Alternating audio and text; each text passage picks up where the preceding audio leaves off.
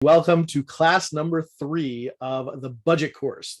This is our goal here is to build a budget that we will actually stick to, build a budget that we can actually control our money, build a budget where we can actually track and make sure our money goes to the right place. And so we are at number 3 here. The goal is what's something called the 4 walls. We're going to go through that now. So first off, the 4 walls, what they are the most important things in your budget. And this is something a lot of people struggle with as they're getting ready to budget, starting with budgeting, is there never seems to be enough money at the end of the month, right? And what happens, many people struggle with things like their lights getting turned off, or their rent being late, or their car payment not bouncing, or whatever. And there end up being a lot of struggles like that really irk you, really get under your skin, and can be really scary sometimes, especially when you start realizing, oh my gosh, my landlord says if I'm late again, he's going to kick me out, right? There can be a lot of scary times there. And so what's really important in budgeting, especially when you're at that level of like things are really tight, is being very conscious about what the most important things in your budget are. So these are the 4 walls. And what they are is food and clothing, utilities, shelter, and transportation, in that order. The most important thing is you've got to be able to eat. You've got to be, and by clothing, I don't mean, go for a clothing, big clothing spending spree. I mean necessary, absolutely necessary clothing, right? If you have a child, diapers, right? Things like that. If you are, but the food and clothing, that is the absolutely most important thing you need. You need to be able to eat. And even then, when you say food, well, that's not eating out. That's not, fancy food. That's just food. You need to be able to eat. And let me say this, that if you're working 40 hours a week, if somebody in your household is working 40 hours a week, you have enough money to pay for food. And some of you might be pushing back on that and saying, no, Rob, you don't understand my circumstance. My rent is this much. You're like, well, your rent is actually less important than your food. You've got to be able to eat. If you don't eat, that doesn't end up well for you, right? So food is the number 1 most important thing. Number 2 on that is actually next is utilities. You need to be able to shower. You need to be able to have heat to survive, especially in a cold Canadian winter, right? Like that is the second most important thing. It's actually more important than your mortgage. So the first expense that should go in your budget is food and clothing. The second would be utilities. The third would then be your shelter. That's your rent, and we'll go over what some of the things that are involved in each of these in a second. And the last would be the transportation, so that now you can get to work. And the key point of this, the most important reason to look at it this way, is if you're in crisis right now and you are in a place where you are really frustrated that at the end of every month there's never enough money left, you're going into debt, you're bleeding money. If you could know for sure that these are done, that everybody in your family will be fed, everybody in your family will be clothed, everyone in your family will have a shower and heat, everyone in your family will have a roof over their head, everyone in your family will be able to get to and from work successfully, right? If that's all done and solid and guaranteed, everything else is a game. Everything, like that's what matters, right? Everything else is so minor in comparison. And it's really tough when you're struggling, is that some people can actually get to a place where they're making sure their credit card is paid, the minimum gets paid on that, and they're getting their water turned off. You're like, there's something wrong there. Like, I'd rather a credit card company be angry with me than my water's getting turned off. You see what I mean? It's this priority system is out of whack there. Okay, so the goal here is to really prioritize and say, what are the most important things in my budget? Now, of course, from a Christian point of view, we definitely want to put the tithing before anything, or at least this is where I lean on this, is that my tithe comes right off the top. Okay, so giving is certainly going to be at the top of my budget, and then I deal with everything after that. But the bottom line is you've got to eat. So this is your food budget. The bottom line is you've got to eat and be dressed before anything else. So this is the basics and nothing more. So when you're doing your food budget, you've got to think through, okay, what is just the absolute basics? So this is basic groceries. If you have a pet, this is basic pet food, not the fancy stuff they like. This is keep the dog alive kind of stuff, keep the cat alive kind of stuff, right? This is the essential medicine that your family needs, right? My son, when he was younger, my son actually had seizures, and he had seizure medicine that he had to get every single month. We would need a fill up of it, right? That would go on this list, an absolute essential thing that we need to be able to survive. This would not involve any eating out, so you want to deal with that later. For now, just deal with your basic groceries, basic food, basic medicine, diapers, things like that, and any other absolutely necessary clothing. I mean, if you've got no underwear for your son, or if all of his pants are falling apart because he's grown out of them and ripping them, well, I guess you got to get pants, but that's not going to be the $300 pair of pants from some fancy place. It's going to be the used or consignment clothes or whatever, right? Something really basic just to get through it. But the basics are absolutely important to make sure you're in your budget first, the food and clothing. So the exercise number 1 that I would give you for this class is actually a tough one. It's get a good number for next month's food budget. And that can be a really tough thing for some people. And in fact, it can be a really tough thing because a lot of people just have no idea what they spend on food. Especially a lot of people end up eating out so much that they have no idea what a reasonable grocery budget is if they weren't eating out so much, right? So this can be a really tough thing to do, and it can take a lot of months before you actually get to the point where you're feeling like, okay, we're in about this range every single month. So as you're doing this, there's a couple tips I can give you to come up with what that good number would be. First off, check your online banking or your credit card transactions for the last, say, 15 or 30 or 90 days. And you can actually go through and check to see, what have I spent? And that's really good because it gives you a bit of an objective reference, right? It's not what you want to spend. And that's the thing. You got to be really careful because there's so much shame that gets built up, especially in the Christian community, around money. At this point, you're just trying to figure out, what have you been doing? If you have been spending $2,000, $3,000 a month on food, okay, amen. That's what you've been spending. At least now you know, and you can start being intentional about it, right? So this is, and so you can go through and you can look back on your credit card or your online banking, what have you, and start looking through, okay, if I look over the last 2 weeks, how much have I spent on the last 2 weeks?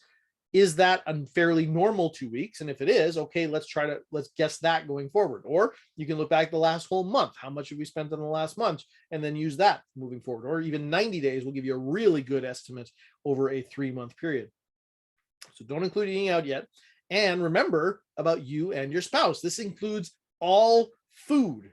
Okay, so certainly eating out, like I said, is separate, but it would be good to talk about that at least at this point and start thinking about what that looks like. Because if you are eating out a lot and you're trying to again curb that a bit, you might even need to add a little bit to your grocery budget, right? But one big thing here: don't judge so much at this point, especially when you're getting started. You'll have the rest of your life to lower this number if you think it's too high.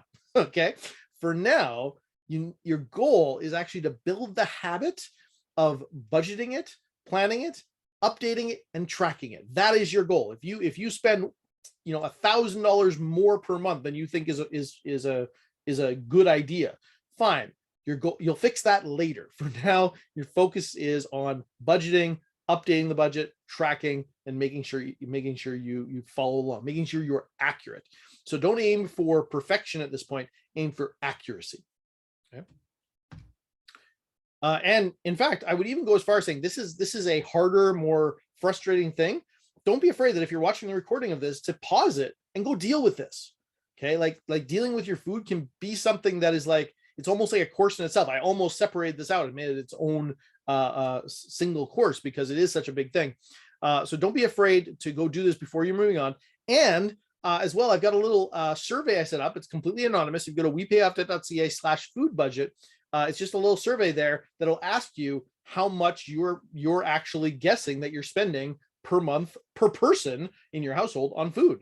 And periodically I'll share the anonymous, general numbers in the Facebook group because it ends up being a really interesting thing. People are always, never sure of this. Like, oh my gosh, I spend $500 a month on food, and we've got 3 kids and 2 dogs. Is that good? Is that too much? Is it too little? And the answer is there's no real right answer there, right? But if it becomes something people are really interested in as to how much people spend on food. So I've got a little survey there. You can go fill it out, and I'll share that periodically. Again, it's completely anonymous. You're not putting your name or anything in there.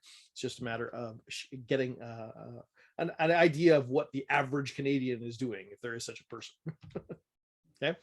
And remember that as you do this, have grace on yourself. If you've made mistakes with money, you know what that makes you? Over 12. Like everybody makes mistakes with money. Everybody overspends on food sometimes. Everybody eats out more than they want to, than they should. And as time goes on, you will get better at this. Okay. So have lots of grace on yourself as you're going through this process, and just be willing to say, you know what? I'm working towards this. I'm not perfect yet, but I'm getting there. Okay.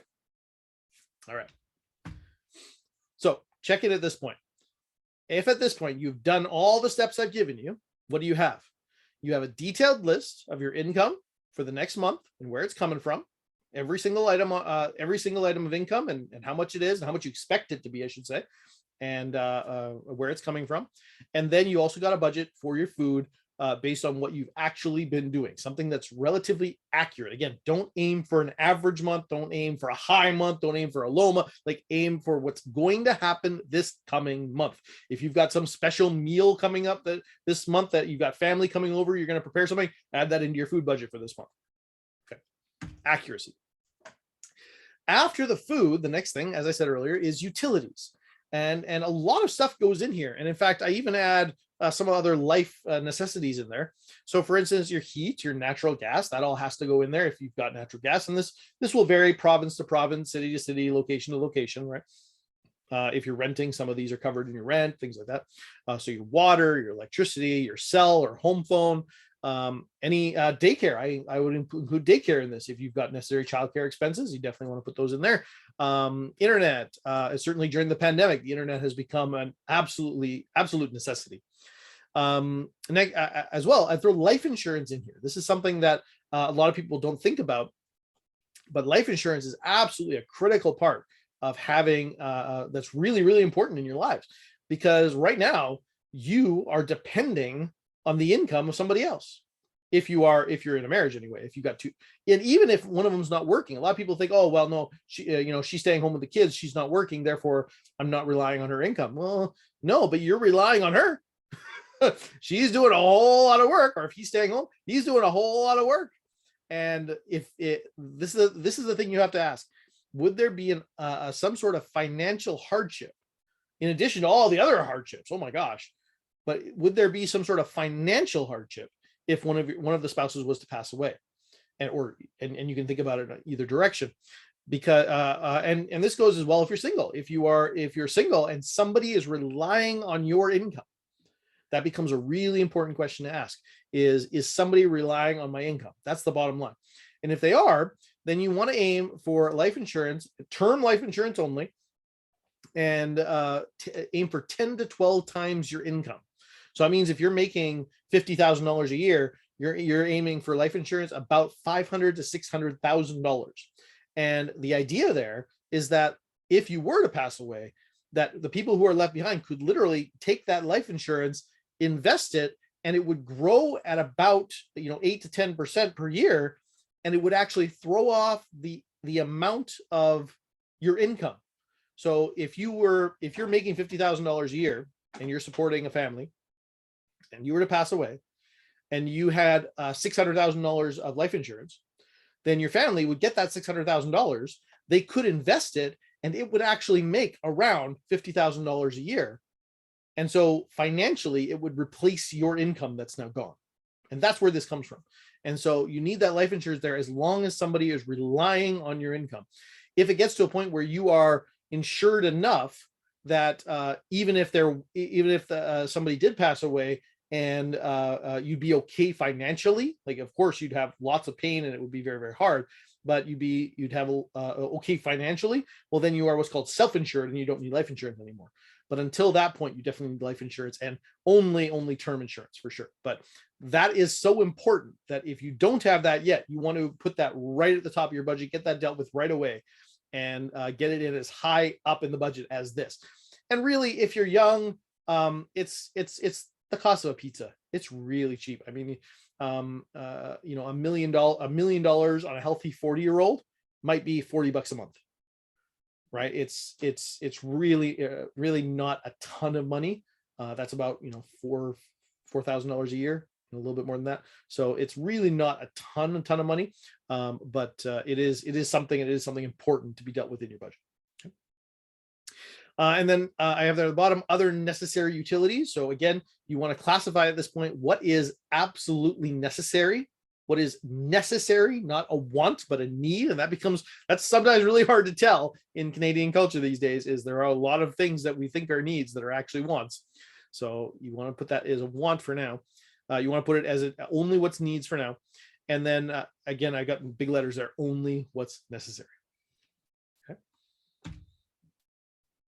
Next up, shelter. Hopefully it's a little bit better than this shelter here, but what's included in your shelter? The next most important thing. Well, it'd be rent or mortgage payment. It'd be your house or your tenant's insurance. If you're a renter, obviously tenant's insurance. If it's a home, then your home insurance.